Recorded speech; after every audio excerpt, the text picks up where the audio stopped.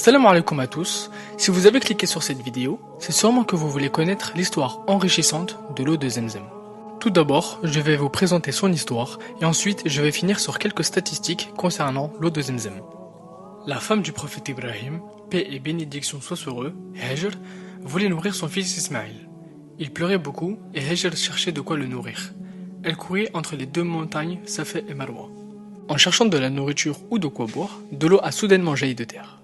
Hajar a ensuite répété le mot Zem, qui signifie stop, pour tenter de contenir la source d'eau.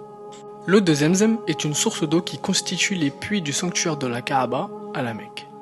D'origine miraculeuse, cette eau a surgi de par la volonté d'Allah, par le biais de l'ange Jibril, creusant de son pied ou de son aile pour la faire apparaître. Toujours en activité de nos jours, l'eau ne s'est jamais arrêtée de fonctionner malgré des siècles d'existence dans les déserts et une très forte consommation.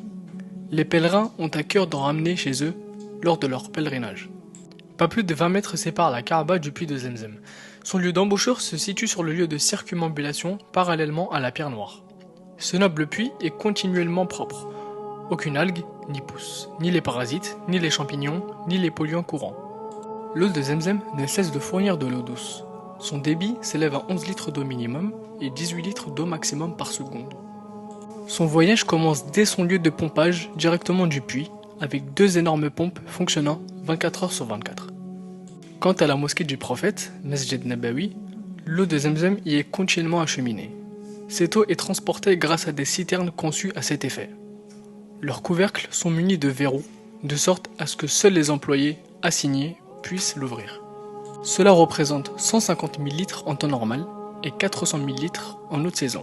Cette eau bénite est servie dans les deux saintes mosquées à l'aide de 40 000 bonbonnes stérilisées et refroidies et distribuées avec grand soin. Elle sera ensuite transportée à l'intérieur des deux grandes mosquées à l'aide de véhicules électriques. Plus de 2 millions de gobelets sont utilisés par jour pendant le Hajj. Merci d'avoir visionné la vidéo jusqu'à la fin. N'hésitez pas à la liker, commenter et abonnez-vous. Je vous mets le lien des réseaux sociaux en description.